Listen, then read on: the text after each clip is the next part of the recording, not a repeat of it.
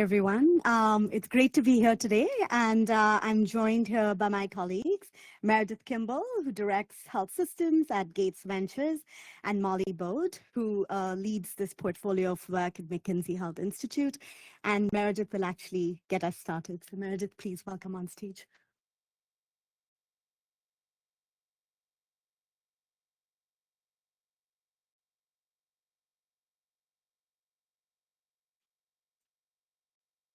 Great. I think there are slides that are not appearing, but I'm going to take a minute to just give you a little bit of an overview of the Exemplars in Global Health program. At its core, Exemplars in Global Health is based on a simple idea that one of the best ways to accelerate progress is really to look at peer countries, to learn from other countries who have gone through similar challenges and have found strategies that work to drive progress. Ultimately, the way we think about our North Star for the program is whether or not we can use the lessons, the insights that come from these deep country experiences, from the research that surfaces those insights to inform real-time decision-making. When we think about decisions, we're talking about funding decisions, strategies, policies, operations. And so that's very much what drives a lot of the work in terms of how we think about what topics to take on, how we shape some of the research questions that we prioritize, and then how we think about partnerships for driving uptake. Would certainly invite everyone in the room, if you hear something today that sparks ideas for you, you think there's a way to use this in work that you're doing, let's talk. We'd love to support that. And I think that's very much why we seek to exist. The program started about 7 years ago. This slide is dense. I would invite you to look at the website and learn a little bit more. But what it represents is the breadth of work that exists across the Exemplars in Global Health portfolio. We started with just a couple of topics at the beginning, and I think we've now expanded to over 15 plus topics, looking at, I think, more than 35 geographies. So all of our topics, again, it's demand driven based on interest that we're hearing from countries, from partners, where we think there's something that we can bring value to in this space, insight to surface, and an opportunity to drive uptake. So I also want to highlight what we call our logo soup slide. This is just a representation, but what it's meant to convey is that Exemplars is really a broad network of partners at this point. For every topic that we study, there's a consortium of research partners. We're joined by many in the room today. We also have close partnership with governments who are working with us to shape this, and other partners who help ensure uptake. So we have a small core team from Exemplars that's based at Gates Ventures, and will be moving into the Gates Foundation in about a month. But this is a really broad network, and Exemplars, I think, is made possible by all of the partners who work with us. So shifting a little bit into the work on digital health, I think some context here. We had done earlier work looking at primary healthcare systems within Exemplars, understanding drivers of progress retrospectively. Data shows up in those stories, but it's really in the transition coming out of the last 2 decades and looking forward that we are recognizing primary healthcare is looking different, right? It's becoming more digitized.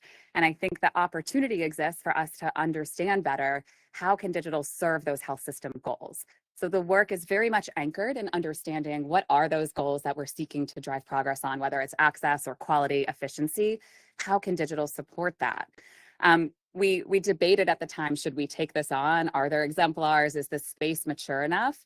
And I'm so glad that we decided to do it, because I think there's so much learning happening real time. And I think a lot of opportunity for us to be surfacing that insight and contributing to the discussion.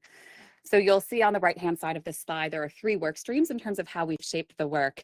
For anyone who's familiar with exemplars, we have a typical model of looking retrospectively at countries, often looking across a range of maturity. Smisha is going to talk through that in just a moment.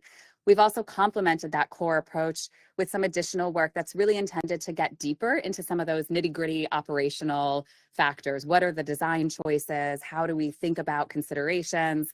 Molly is going to tell you a little bit about some of that work that the MHI partners are driving. We're also working really closely with the Joint Learning Network, a network of policymakers who are grappling with these very same choices today.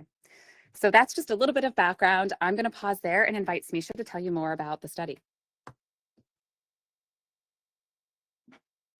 Great, thank you. So I can tell you a little bit more about the study, but first I'd really like to thank the Geneva Digital Health Hub and the opportunity to host this session with them. They've been our solid partners across the Atlantic, and we've really enjoyed having actually largely women-led digital health teams in 2 different continents. So it's been really fantastic collaboration. So moving on to digital health exemplars, the perspective that we've taken here, as Meredith was mentioning, is really thinking about what do countries need to scale effective digital health systems.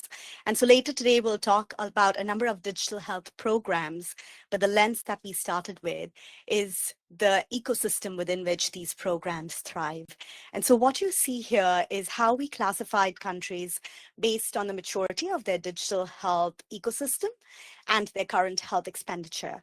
What is the spend per growth in digital health maturity?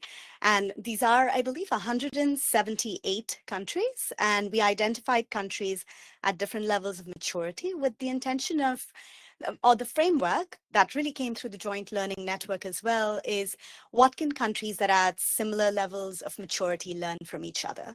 And so a country that might be at the level of maturity of Rwanda or on the upper end of the spectrum of Finland.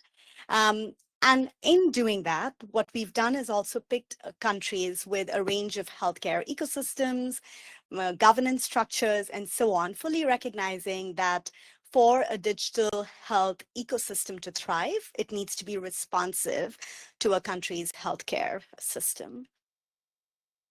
And here's diving straight into some of our results is how we think about it and how we think about countries based on the observation of all of the countries, what we've identified as key results.